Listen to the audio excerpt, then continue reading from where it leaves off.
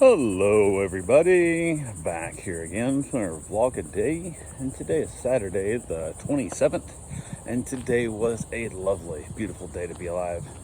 Got this morning later than normal. Normally I'm up a lot earlier than this, but I slept in a little bit. I actually was up early, and then actually laid back down to cuddle my wife a little bit, so didn't get out of bed till later than normal, but got up. Wife got up and around and got a couple little things done. Didn't have any dogs here. The dog ended up going home late last night, so didn't have her here today, so didn't have anything to worry about with that, so it's kind of nice.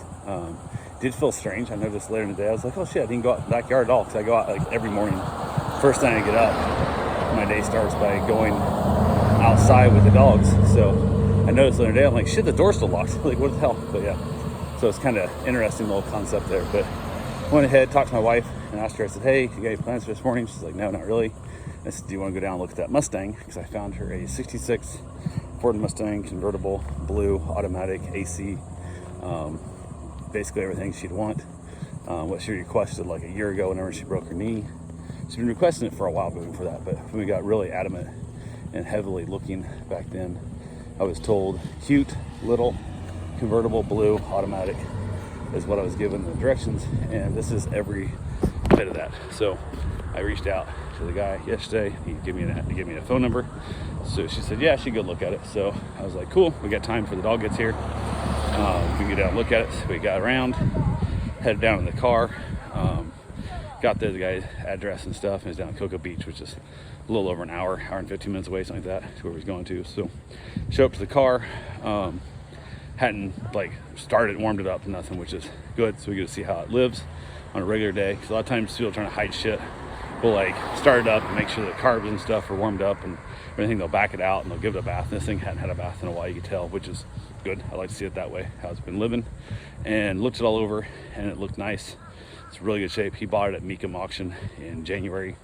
Trying to look to see how much it sold for at auction, kind of get an idea if it would like, so I'd know if he's trying to make a bunch of money or if he's losing money or kind of break even or what he's doing with this. But could not find anything on previous sales prices. So it'll give you like trends or what things are going for, but can't find the actual lot numbers, what they sold for, which is really strange. I would have thought it would have, but looks like they delete it. If you watch it live, what happens, you'll see, but I wasn't watching live back then. So, but yeah, went ahead, looked the car over, and wife got in it, and doesn't fit her. I just like, gotta be kidding me.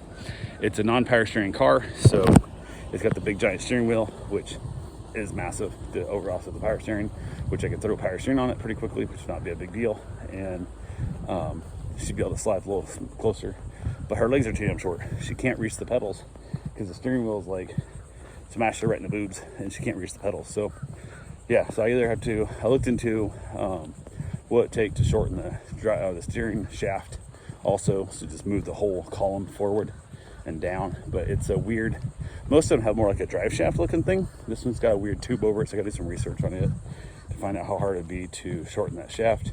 Also probably put a tilt wheel in it, which would allow it to tilt down a little bit, which make it easier where to go. And then possibly look into putting pedal extenders on it, which is a bit of a pain in the butt, but would not be the end of the world to do. But yeah, and it's just an underdash AC kit, which not super excited about, but it's better than nothing. My thing is, I'm not really sure where the drain port is for that. I didn't look, but they're not the most efficient, but they're better than nothing kind of thing. So, but started up a little bit rough, and that kind of freaked her out a little bit. I'm like, it's not a big deal. Just the choke's not hooked up correctly on it. Either we'll swap the carb out to a brand new carb, or get the choke fixed, one of the two. So, but it came out. It's also got a really bad sound. The hood popped. It was like really loud. I was like, why is this thing so damn loud? And it's got the donut gasket between the manifold and the exhaust pipe is literally, you can see it flopping around there. It's broke and the bolts are loose. So that's why it sounds like complete shit underneath the hood, which again, assuming the stud bolts aren't broke or rusted in, you can get them out. 15 bucks, I think, for a new gasket. Not the end of the world. Pretty easy fix. A couple other things I would do with it, would be probably upgrade the front brakes at least to disc, but it stops just fine now. So I definitely would probably just leave it alone, because we're not racing the car. We're not doing, autocross and shit. Probably just leave it drums. Drums have worked since 66. They'll continue to work right now.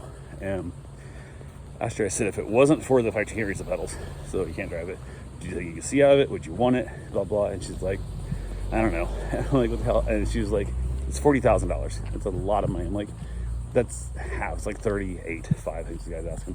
It's like half a new Corvette. She goes, you have a new Corvette.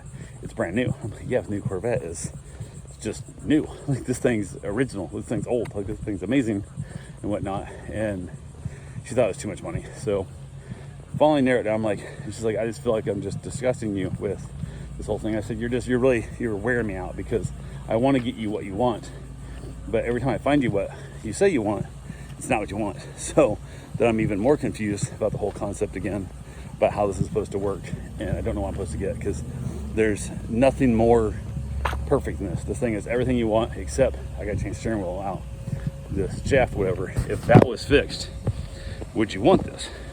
And she still said no. I'm like, God damn it, I'm kind of done at this point. Like, let's go buy a Kia Soul or whatever and be over with it and be done with it, because it's that weird concept of just, I think it's when it happened, it's just, I don't know.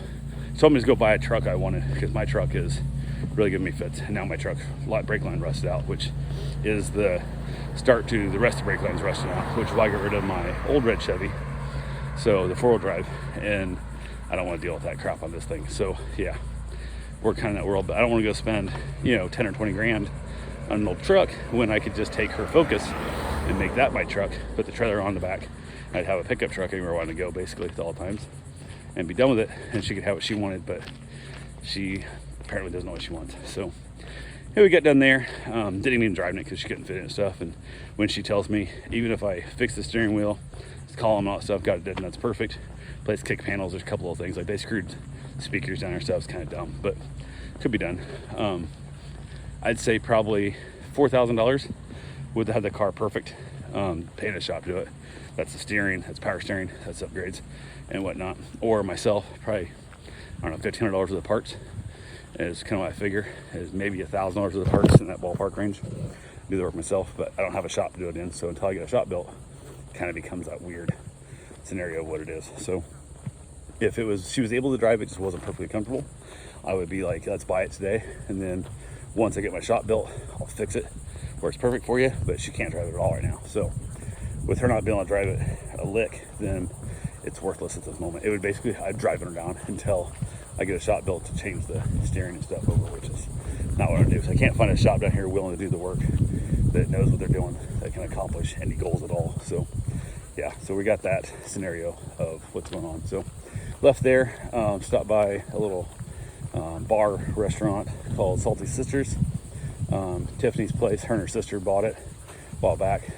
Been listening to Tiffany on the radio shit for decades plus now, back when she was on the Monsters, and she's been on Tom and Dan podcast quite a bit, different little things and stuff. Real nice lady.